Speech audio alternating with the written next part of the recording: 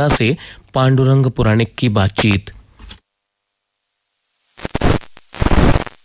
इस कार्यक्रम के प्रायोजक diabetes care school holistic diabetes clinic, Sigra Mahmoorganj road, Varanasi. हमारा मंत्र डायबिटीज अर्थात अपने डॉक्टर आप। यहाँ डायबिटीज के इलाज के साथ जानें और सीखें कौन सा खेल, कितनी कसरत, कौन सा योग, कितना आयुर्वेद, कैसे हो दवा कम, इंसुलिन कैसे टले और कैसे छोटा हो बीमारी परिवार। आपका आहार भी करे चमत्कार। हमारा विश्वास, व्यवहार में बदलाव, इलाज की कुंजी। संपर्क करें diabetes care school holistic diabetes clinic, Sigra Mahmoorganj road, Varanasi. Mobile 7379885588। नमस्कार श्रोताओं, मैं हूं ध्वनि मित्र पांडुरंग पुराणिक। कार्यक्रम आप जानते ही हैं, स्वास्थ्यमेव जयते का दिन, स्वास्थ्यमेव जयते के प्रसारण का समय, और हम उपस्थित हैं। हम यानी हमारे साथ वरिष्ठ मधुमेह विशेषज्ञ और समाज सेवी डॉक्टर नीरज खन्ना। कल 1 जुलाई का दिन था, डॉक्टर्स डे था, तो डॉक्टर साहब को ढेर सारी बधाई दे देते हैं और स्वागत करते हैं। नमस्कार। शुक्रिया। और डॉक्टर्स डे के उपलक्ष्य में मैं अपने उद्गार आपकी बातों को आगे बढ़ाते हुए ऐसे देना चाहता हूँ कि जो चिकित्सक होता है जी, आमतौर से ऐसी मान्यता है कि वही डॉक्टर है और वही समाज की परेशानियों को या बीमारियों को दूर करता है। मैं इस कार्यक्रम के माध्यम से वो सारे लोग जी जो किसी व्यक्ति को अस्पताल पहुंचाने में कभी कभी मोटरसाइकिल को ही एम्बुलेंस बना लेते हैं, मैं उनकी सेवा, करुणा और दया को भी नमन करता हूँ जी। कुछ ऐसे लोग हैं हमारे काशी हिंदू विश्वविद्यालय में ब्लड बैंक के जो संचालक डॉक्टर साहब हैं जी, उन्होंने 71 बार रक्तदान किया है। तो रक्तदान करके जीवन दान देने वाले जी, ऐसे लोग जो समय समय पे रक्तदान करते हैं, अंग दान करते हैं, मैं उन सबको भी इस कार्यक्रम के माध्यम से नमन और उनकी सेवा को प्रणाम करता हूँ जी। ऐसे बहुत से लोग हैं जो समाज में अक्सर हमारे क्लिनिक पे कहते रहते हैं कि डॉक्टर साहब किसी रोगी को इलाज में, जांच में कोई परेशानी हो तो बताइएगा। हमारे इलाज के शुरुआती दिनों में हमारे एक मित्र थे, जब मैंने प्रैक्टिस शुरू ही की होगी, गंगा के तट के आसपास हमारी क्लिनिक भी, तो एक मल्लाह की बिटिया को टीबी था और मल्लाह की आर्थिक स्थिति अच्छी नहीं थी हमारे माजी भाई की। तो हमारे मित्र जी ने कहा कि आप इसका साल भर का टीबी का इलाज कीजिए और हम उसको अच्छे से उसकी आर्थिक मदद करेंगे जी। वो बिटिया अभी अच्छी है, उसका अपना घर परिवार है। तो वो हमारे मित्र कपूर साहब हैं, उनको मैं किसी डॉक्टर से कैसे कम समझूं जी। वो जो मोटरसाइकिल को एम्बुलेंस बना देते हैं, उनको किसी डॉक्टर से कैसे कम समझूं। बिल्कुल। जो हमेशा रक्तदान करते रहते हैं, अंगदान करते रहते हैं, वो सभी लोग जो अपने जीवन के बाद भी किसी की आंखों की रोशनी के लिए अपना कॉर्निया डोनेट कर देते हैं, वो सभी लोग मानवता की सेवा में दुखों को दूर करके किसी न किसी इंसान की जिंदगी में सुख लाते हैं, उजाला लाते हैं। उन सभी को हम चिकित्सक की श्रेणी में रखते हैं और उनके अनुदान को, उनकी सेवा सहायता को, उनके उदार हृदय को मैं डॉक्टर्स डे पे प्रणाम करता हूँ जी। डॉक्टर नीरज खन्ना जी, डॉक्टरों की बात हो रही है, तो जब डॉक्टर क्लिनिक में होते हैं तो कई बार उनके जो मरीज होते हैं, पेशेंट्स होते हैं, वो उनसे मिलते हैं, आते हैं, सलाह देते हैं, दिखाते हैं। तो डॉक्टर और मरीज के बीच एक संबंध भी होना चाहिए। वो संबंध किस तरह का होना चाहिए? दोनों के मन में क्या भाव होने चाहिए? कैसे वो अच्छे से जुड़ सकते हैं? देखिए, एक रोगी जो आपके पास आता है जी, तो सही अर्थों में पूछिए तो वो आपके लिए अजनबी होता है जी। और अजनबी से उसकी परेशानियों का हाल जानना, ये किसी अंधेरे कमरे में जी काली रस्सी को ढूंढने के बराबर होता है जी, है ना। अर्थात 2B1 एक फॉर्मूला होता है कि जब तक आपका दिल उसके साथ मिल नहीं जाता है तब तक आप वो अपनी सारी परेशानियों की बातें आपको नहीं बताते हैं जी। तो हमें ऐसा लगता है कि जो हमारे नए डॉक्टर साहब लोग हैं, चिकित्सा में प्रैक्टिस में आते हैं, उनको आपकी माध्यम से एक संदेश देना चाहता हूँ कि रोगी कि बीमारी के बारे में सीधे बात करना, बहुत ढेर सारी जांचों के जाल में फंसा के और पैकेज टेस्ट करा के दवाइयां लिख लेना, ये नकल से जो विद्यार्थी पास होता है जी उसके बराबर वाली बात दिखाई देती है ना। तो पहले मैं कहना चाहूंगा कि रिलेट, जी जो भी रोगी आपके पास आता है, पहले आप उसको अपना रिश्तेदार, नातेदार, मित्र या जैसी उसकी अवस्था हो, माता पिता, भाई बहन की तुल्य भावना रख के उनसे अपना वार्तालाप, उनकी बीमारियों के बारे में जानना और समुद्र तल की गहराइयों से निकालना के बराबर होता है। जब तक आप अच्छे से उनके साथ रूबरू नहीं होंगे। अब जैसे उदाहरण देना चाहता हूँ कि आपके चैम्बर में आई है तो आपको उसको ये नहीं कहना है, आपने अंग्रेजी कह रहे तो आपने पूछा है कि पेशेंट का नाम पूछिए, आपने पढ़ लिया पर्चे पे लिखा हुआ है मिसेस कुंती देवी, तो अब आपने बोला और मिसेस कुंती देवी क्या परेशानी है, यहाँ ये नहीं चलेगा। डॉक्टर ये कहती है माई का भल तो है ना, ये आपको बताना पड़ेगा ना। वो आपकी माता की उम्र की है तो आपको कहना पड़ेगा, बिल्कुल ऐसे इतना गर्म में काफी होगा ना। तो आपको इस तरीके की वार्तालाप से चीजों को शुरू करना होगा। फिर उसके बाद नंबर आता है, पहले मैंने कहा रिलेट एंड देन एजुकेट। फिर जो भी बीमारी किसी को निकलती है, मधुमेह है, टीबी है, ब्लड प्रेशर है, तो आप बता सकते हैं कि इतना नमक कम करिएगा तो ब्लड प्रेशर की दवा कम खानी पड़ेगी, इतनी देर गहरी नींद सोइएगा तो आपको दवाई कम खानी पड़ेगी, बाल बच्चों के साथ खेलिएगा तो तनाव कम होगा अम्मा, तो दवा कम खानी पड़ेगी। एजुकेट, फिर देन मेडिकेट, तब आप दवाइयाँ लिखिए। तो इससे आपको पेशेंट को, जो अंग्रेजी में एक बात कही जाती है कंप्लायंस, है ना, रोगी आपको हूबहू मानेगा और ठीक होगा, और कम ठीक होने पे, ना ठीक होने पे पुनः आपके पास आएगा। ये भी एक इम्पोर्टेंट बात है।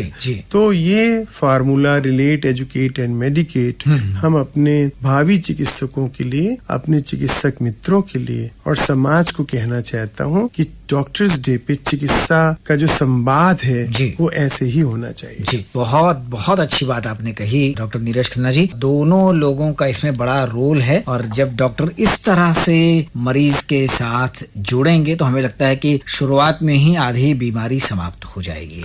आपने एक अच्छी बात कही कि दोनों लोग, जी। तो चूंकि ये दोनों लोगों का संवाद है तो रोगी लोगों को भी डॉक्टर्स के प्रति, कभी कभी हमारे व्हाट्सएप पे ऑनलाइन कंसल्टेशन के लिए लोग हमसे फोन करते हैं। तो हमने देखा कि बड़ा अजीब सा, हेलो डॉक्टर, अब हमारी उम्र क्या है पूछने वाला, एक 18 साल का बच्चा है, लड़का है, वो डॉक्टर ना उसके आगे ना साहब, न जी, न प्रणाम। तो ये भी बड़ा खराब लगता है इस तरीके की बातें। See my reports and give the suggestions, हमारी रिपोर्ट देखिए और सजेशन दीजिए, आप अपना बैंक का अकाउंट भेज दीजिए, हम उस पे पैसे भेज देंगे। तो ये एक ऐसा लगता है, हॉकरशिप लगती है, जैसे लगता है कि वो कोई सब्जी भाजी दाल खरीदने के लिए निकला है। जो आपका जीवन दाता है, जीवन का रक्षक करने वाला है, जीवन का सही मार्ग देने वाला है, उसके प्रति कम से कम एक मिनिमम रेस्पेक्ट तो जरूर होनी चाहिए, जिसे हम कहते हैं पहला फार्मूला रेस्पेक्ट, है ना। पहले आप चिकित्सक को अच्छे से सम्मान दीजिए, है ना। आपका जीवन रक्षक है वो, तो वो एक आपसे ये कामना करता है कि आप उसको तद अनुरूप सम्मान दें। रिलाई, फिर जो भी बातें वो बता रहा है, बहुत से लोग कुतर करते हैं कि डॉक्टर साहब आपने ये जांच लिखी है लेकिन गूगल पे हम देख रहे थे तो इसमें तो ये लिखा है। अब आपने उसकी लीवर फंक्शन टेस्ट की रिपोर्ट देखी, अब उसमें SGOT 42 आया है, अब उसने पढ़ लिया कि 30 तक नॉर्मल है। तो आपने कहा कि देखिए 12 पॉइंट कोई बढ़ा नहीं है, कि नहीं डॉक्टर साहब इस पे तो दिखा रहा है कि फैटी लीवर हो जाता है, लीवर फेल्योर हो जाता है। तो हम किसी और सूचना के तंत्र पे विश्वास करने से अच्छा है कि डॉक्टर के अनुभवों का विश्वास करें। तो हमारा दूसरा मंत्र है रेस्पेक्ट के बाद रिलाई, है ना।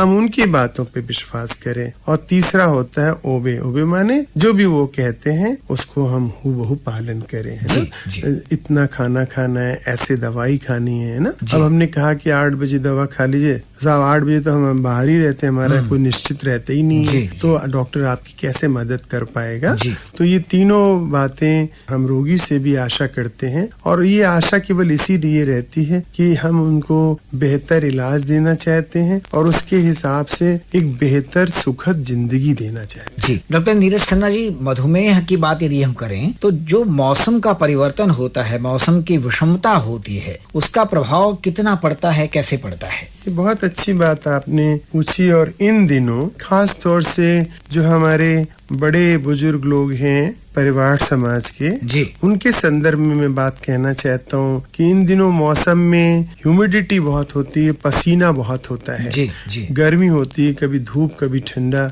तो हमारा जो अपना शरीर है, अवस्था बढ़ने की वजह से जो अंदर का वातावरण है, जी, जिसको बोलते हैं होम्योस्टैसिस, है ना, कि बैलेंस रखना, जी, वो प्रक्रिया इस अवस्था में बड़ों में कम हो जाती है। तो कभी कभी अत्यधिक पसीना निकलना, अत्यधिक गर्मी होने से नींद ना आना, भूख न लगना, बेचैनी होना, जी, ये लक्षण होते हैं। और घर परिवार के लोग इसे मौसम के लक्षण समझ के जी, उसकी अनदेखी कर देते हैं, या अनभिज्ञता भी आप कह सकते हैं। यहाँ पे ये सावधानी होती कि आमतौर पे जिन रोगियों को ब्लड प्रेशर और मधुमेह की दवाइयाँ चल रही हैं, उनमें लो शुगर और लो सोडियम, दो बातें बताना चाह रहा हूँ। तो लो शुगर के भी लक्षण ऐसे ही होते हैं कि इंसान हमेशा, जैसे कहते हैं ना, ऊंघता रहता है ना, ठीक से बोल चाल नहीं कर पाता है, उसकी जो महसूस करने की क्षमता है वो कम होती है ना।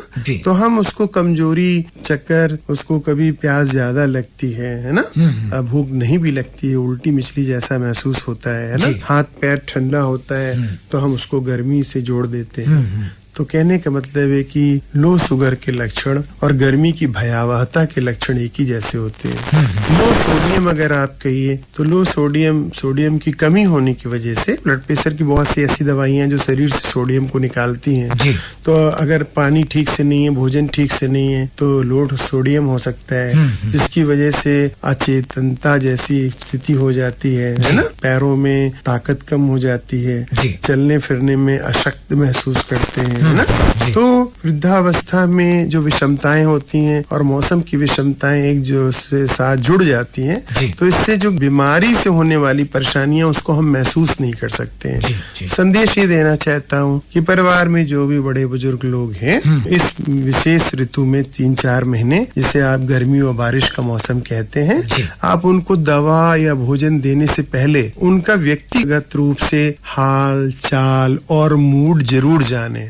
अगर उनका मूड बदला सा लग रहा है, चिड़चिड़ापन है, गुस्सा है, अगर उनकी नींद ठीक से पूरी नहीं हो रही है, वो भोजन ठीक से नहीं कर रहे हैं, रात को उठ के ज्यादा बार पेशाब कर रहे हैं, तो आप समझ लें कि ये केवल विषय गर्मी का नहीं हो सकता है, ये लो ब्लड शुगर और लो सोडियम का भी लक्षण हो सकता है। तो हमारे प्यारे साथी जो लोग अपने माता पिता की सेवा में लगे हुए हैं, वो केवल उनको एक आदर्शवादी रोबोट की तरह केवल दवा भोजन न दें, उनके दिल, दिमाग, सेहत और मूड को जरूर जाने समझें। जैसे ये कहें उठ के कि और अम्मा रात की नींद आयल अच्छा से, भूख ठीक लगा तो कि नहीं, 5 मिनट का वक्त देंगे, तभी आप इतनी महीन लकीर को पकड़ पाएंगे कि ये बीमारी से है, मौसम से है या अवस्था से है। जी डॉक्टर नीरज खन्ना जी, गुरु पूर्णिमा का पर्व कल है और गुरु पूर्णिमा का बड़ा विशेष महत्व होता है हम सब के लिए। आपके मन में गुरु पूर्णिमा और गुरु को लेकर क्या कॉन्सेप्ट है? देखिए, मैं तो ऐसा समझता हूँ कि मेरे सामने ही हमारे गुरु जी हमेशा हमको दिखाई रहते हैं, तरु गुरु। मैं वृक्षों को देखता हूँ तो वो हमारे ऑक्सीजन प्राणवायु देने वाले हैं, वो हमारे जीवन दाता हैं। हवा पानी धूप से हमारी रक्षा करते हैं, वो हमारे जीवन रक्षक हैं। हमको खाना पानी की व्यवस्था बनाते हैं, वो अन्न देते हैं, फल फूल देते हैं, तो वो हमारे जीवन पोषक हैं।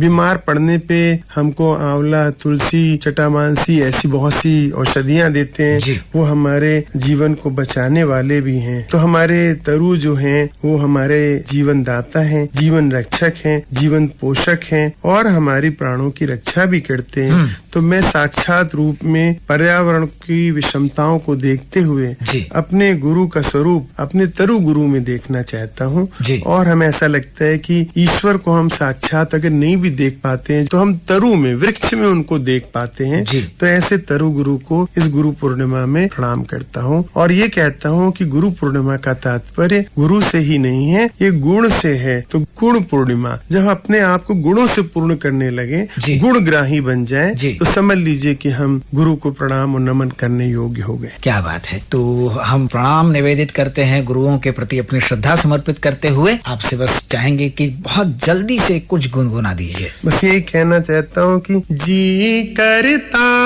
है उड़ कर आऊं, सामने बैठूं और दोहराऊं, तुम जो हमारे मीत न होते, गीत ये मेरे गीत न होते, तुम जो हमारे।